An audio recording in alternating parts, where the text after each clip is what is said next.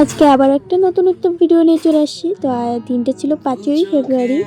তো আমি আর আমার মা চলে যাচ্ছি দাদার বান্ধবী। তো তোমাদের সাথে তো মেহেন্দির ভিডিওটা শেয়ার করেছি। তো এটা হচ্ছে বিয়ের ভিডিও। তো ওদের বিয়েটা যেহেতু মন্দিরে হবে, তো এসেই দেখি ওদের যা যা নিয়মকানুন ছিল। আর আমার অনেকটা লেট হয়ে গিয়েছিলো এখানে আসে। তো আসার পর দেখি দিদি এখানে পুরো রেডি হয়ে গেছে। আর দিদিকে সত্যি কথা বলতে খুবই সুন্দর লাগতেছিল। এখানে দেখো দিদি এখানে ফটো উঠছে। আর যেহেতু বাড়ির সাথে মায়ের মন্দির আছে, তো মায়ের মন্দিরে প্রণাম করে তারপর এখন চলে যাবে বিয়ের ওখানে। তো এখানে দাদা গাড়িতে উঠিয়ে দিচ্ছে দিদিকে। তো দিদির গাড়িটা বের করে দিয়ে তারপর এখন আমরা চলে যাব বাসে, কারণ আমাদের বাসটা একটু দূরে ছিল। তো এখানে দেখো বাসে উঠে পড়েছি আমরা। তো এখানে অনেকেই ছিল, ফ্রেন্ডসরা ছিল। এটা হচ্ছে ইন্দিরা, এটা হচ্ছে সুনিতা বলতে গেলে। তো সকলে মিলে আমরা এখন বাসে উঠে পড়েছি।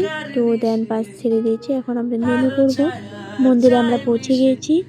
তো পৌঁছে দেখি বর এসে পড়েছে। তো বরকে নিয়ে যাচ্ছে। আর এই হচ্ছে মায়ের মন্দির, 25 কালী মন্দির।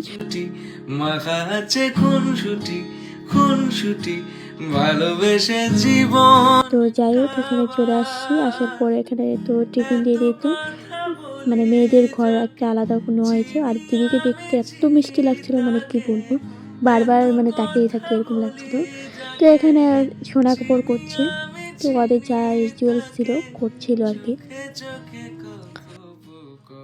দেন তোমাদেরকে মাকে দেখিয়ে দিচ্ছি। তো দেখো, মানে আমি ফার্স্ট টাইম এত ক্লোজ থেকে মাকে দেখলাম। তো মাকে দেখতে গিয়েছি, আর এখানে এসে দেখি বিয়ে শুরু হয়ে গিয়েছে। তো দুজনেই এখন মালা বদল করছে। তো বিয়ে শুরু হয়ে গেছে প্রায়। তো তোমরা দেখতে থাকো, আশা করি ভালো লাগবে।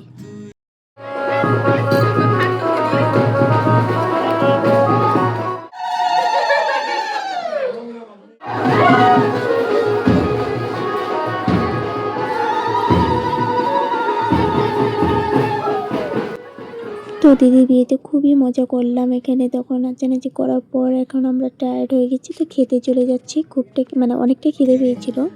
তো সকলে মিলে এখন খেতে বসে পড়েছি। তো আমাদের খাওয়া দাওয়া কমপ্লিট হওয়ার পর আমরা এখন চলে যাব বাড়িতে। আমার আজ মানে এত ক্লান্ত লাগছিল, মানে কি বলবো।